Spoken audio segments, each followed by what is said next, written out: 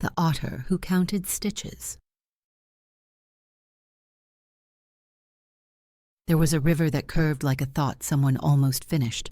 It wound through reeds and stones, through willows that dipped their fingers into the water as if checking its temperature, and through long afternoons that smelled faintly of moss and sun-warmed bark. The river was old and patient, and it carried stories the way other rivers carried leaves. Along its gentler bend lived an otter named Elric. Elric was not particularly large for an otter, nor especially small. His whiskers curled slightly at the ends, as though they had once been very serious and then learned to laugh. His fur was a deep brown that turned nearly gold when the late afternoon light caught it just right. If you watched him from the bank, you would see him float on his back, paws folded over his chest, drifting like a thought that had decided to rest. But if you watched closely, very closely, you would see that Elric was almost always holding something. Not a shell, not a stone, yarn. Elric loved to knit. He loved the click and slide of wooden needles. He loved the way a long, tangled string could be coaxed into neat rows that stacked politely atop one another. He loved the quiet arithmetic of it, counting stitches, correcting mistakes, forgiving himself when he dropped one and had to loop back and try again. Knitting to Elric was a way of listening. When he knitted, he listened to the river, to the insects humming at its edges, to the distant splash of fish leaping for reasons known only to fish. Sometimes he listened to memories. Sometimes he listened to hopes that had not yet learned how to speak clearly. Each morning, Elric swam to the little platform of driftwood he had tied together near the bank. There, beneath a leaning willow, he kept his yarn wrapped carefully in leaves to keep it dry. He chose colors thoughtfully: river gray, reed green, cloud cream, dusk blue. He knitted scarves first. Scarves were forgiving. They didn't mind if you lost count. Later, he knitted mittens, hats, and small blankets. Once, on a particularly rainy week, he knitted a sweater for himself. It was a little lopsided, and one sleeve was slightly longer than the other, but it was warm. Elric wore it proudly on cool evenings, floating on his back, watching the sky darken stitch by stitch. The river creatures noticed, of course. The ducks quacked approvingly. The turtles blinked slowly and said nothing, which meant a great deal coming from turtles. Even the fish seemed to swim by more gently, as if not to disturb the quiet rhythm of Elric's needles. But there was one creature who watched from farther away and wondered. Downriver, where the current grew darker and the water pressed more heavily against itself, lived a crocodile named Marrow. Marrow was old, not ancient, but old enough to know the weight of time. His back was ridged like a forgotten road, and his eyes were the color of wet amber. He spent most days half submerged, perfectly still, appearing more like a fallen log than a living thing. Other animals gave him space. Crocodiles had a reputation, after all, a reputation for teeth, for suddenness, for being the end of things rather than the beginning. Marrow understood this. He had learned long ago that stillness made others comfortable, even if it made him lonely. From his stretch of river, Marrow could sometimes see Elric floating under the willow, knitting. At first, Marrow thought the otter was playing with reeds, or perhaps untangling fishing line left behind by careless humans. But one afternoon, when the light was just right and the river seemed to pause, Marrow saw clearly. The otter was making fabric. Marrow watched the needles flash, watched the yarn loop and settle, watched something take shape that was neither hunt nor shelter nor survival. It was extra. Marrow felt something unfamiliar stir beneath his heavy ribs. Curiosity, perhaps, or longing. He shifted slightly and the water rippled. Elric did not look up. For days, Marrow watched from afar. He told himself he was simply passing time. He told himself it meant nothing. But his eyes always drifted back to the small, floating figure with the yarn. Marrow had never worn clothing. Crocodiles did not. Their skin was armor enough. And yet, the nights had been growing cooler. The river held less warmth than it used to. Marrow felt the chill settle into the old places in his bones, and once, just once, he wondered what it might feel like to be wrapped in something made not by nature, but by care. It took Marrow 3 mornings to gather the courage. On the 4th morning, he let the current carry him a little closer to the willow bend. Elric was there already, knitting. Today's yarn was a deep green, like the shadowed parts of the river where secrets like to hide. Marrow cleared his throat. This was a mistake. Crocodiles do not clear their throats quietly. The sound came out low and rumbling, like distant thunder remembering itself. Elric's needles stopped. Slowly, calmly, the otter turned his head.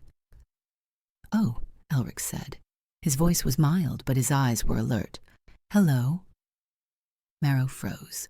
Half of him considered sinking back into the deeper water and pretending this had never happened.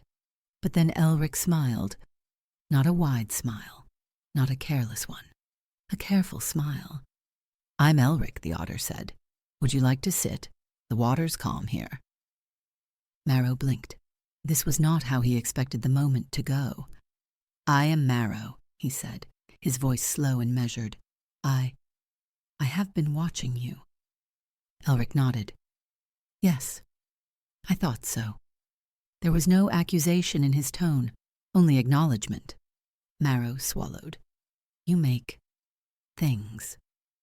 "I knit," Elric said. "It helps me think." Marrow hesitated. Then, with a bravery that surprised even himself, he asked the question that had been resting in his chest for weeks. "Could you," he said, "make a sweater?" Elric tilted his head. "For you?" Marrow nodded once. "If it is not foolish." Elric considered this. He looked at Marrow's broad shoulders, his long body, the ridges and curves and ancient geometry of him. "It would be a challenge," Elric said honestly. "But I like challenges." Marrow exhaled, a long, slow breath that rippled the water. Then, Elric added, "We should start with tea." They sat together at the river's edge, a pot of steeped willow bark tea warming between them. Elric poured carefully. Marrow drank slowly, savoring the unfamiliar gentleness of it. "I'll need your measurements," Elric said, reaching for a length of vine he used in place of a measuring tape. Marrow lay still as Elric worked, careful pause measuring length and width, counting silently. "Does it hurt?" Elric asked softly, noticing Marrow's tension. "No," Marrow said. "I am simply unused to being considered." Elric nodded. He understood that feeling well. As the measurements were taken, Elric asked gentle questions. Where did Marrow prefer to rest? Did he like tight or loose, sleeves or no sleeves? They both laughed quietly at that. When the sun dipped lower, Elric gathered his yarn. "It will take time," he said. "I knit slowly." "I am very good at waiting," Marrow replied. And he was. Chapter 5. Stitches and Stories. The sweater grew one evening at a time. Elric floated on his back, knitting by starlight, counting stitches while the river whispered. Marrow rested nearby, sometimes speaking, sometimes simply listening. He told Elric stories of the old river, of floods and droughts, of creatures long gone.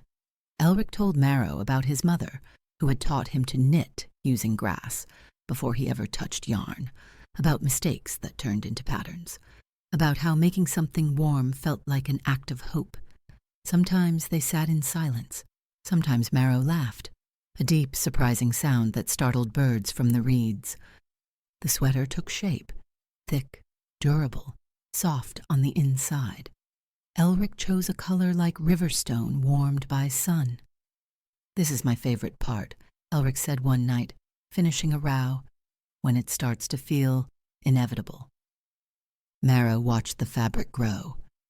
"I've never been inevitable to anyone," he said quietly. Elric's needles paused. "Well," he said, then resumed knitting. "You are now." The day came when the sweater was finished.